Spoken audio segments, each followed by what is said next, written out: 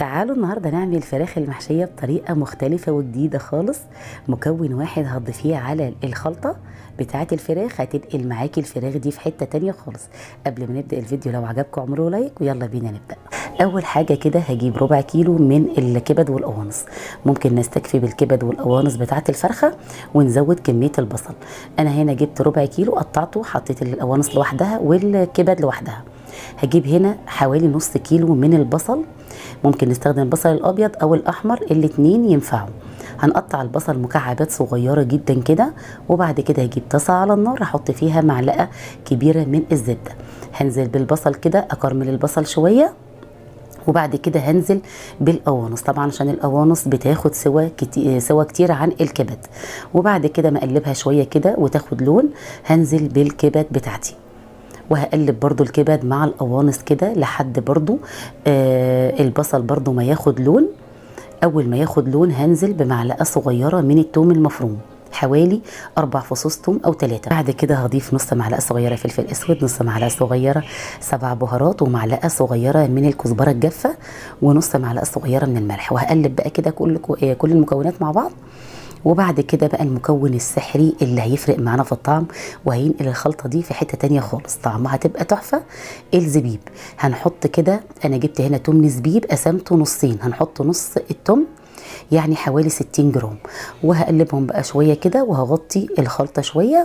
وبعد كده خلاص يبقى كده استوت معايا. هجيب بقى الفرخه بتاعتي، دي فرخه وزنها كيلو 350 جرام، لازم الفرخه تكون صغيره مش كبيره قوي.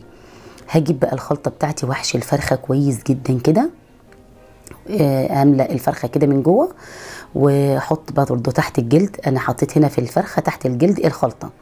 بعد كده بقى هجيب الفرخه بتاعتي اقفلها كويس كده الاول قبل ما اكتف الفرخه، وهفتح بقى الفتحه من تحت شويه كده عشان اعرف ادخل الرجل دي والرجل دي، وهكتف بقى الفرخه كده كويس. وهجيب الخلات بتاعه الاسنان وهدور بقى كده لو اي حته مفتحه كده من الحروف هقفلها كويس برضو عشان الخلطه ما تطلعش بره.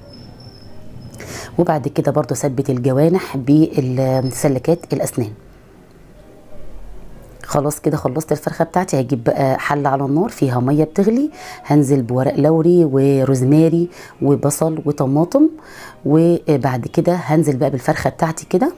بعد كده هضيف رشه صغيره خالص من الفلفل الاسود، ونص معلقه صغيره من الكزبره الجافه، ونص معلقه صغيره خالص من الكمون. هسلق بقى الفرخه بتاعتي عادي جدا، هغطيها واسيبها تتسلق.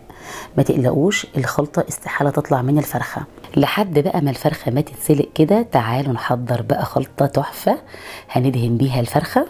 هنجيب كده 2 معلقه كبيره من الصلصه، معلقه كبيره من الكاتشب، و2 معلقه كبيره من الزيت، وكمان هنحط معلقه كبيره من العسل الابيض بيدي طعم جميل جدا للخلطه، نص معلقه صغيره خالص من الكزبره الجافه، ونص معلقه صغيره خالص من الفلفل الاسود. وهنقلب بقى الخلطه كويس جدا كده. وبعد كده هحط كمان، نسيت معلش، هنحط نص معلقه صغيره من بهارات الفراخ. هجيب بقى الفرخه بتاعتي بعد ما اتسلقت كده، اشيل السلكات اللي انا كنت حطاها، وهجيب الخلطه بتاعتي اللي انا عملتها دي وهدهن بقى بيها الفرخه كده كويس جدا من كل الجوانب. وبعد كده هقلب الفرخه وبرده هدهنها من تحت. لازم اتاكد ان الخلطه وصلت لكل الفرخه كده.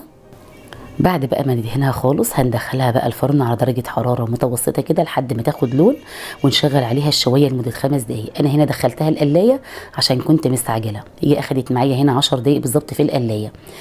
طلعت بقى طبعا شكلها زي المشويه الجاهزه بالظبط. ومش عايزه اقول لكم الخلطه دي بجد طعمها تحفه، لو دقوها في البيت عندكم بجد هيتخانقوا عليها.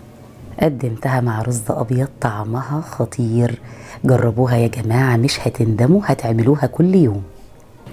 يا رب يكون فيديو النهارده عجبكم. لو عجبكم بقى الفيديو ما تنسوش لايك وشير للفيديو وتصلوا على النبي في الكومنتات.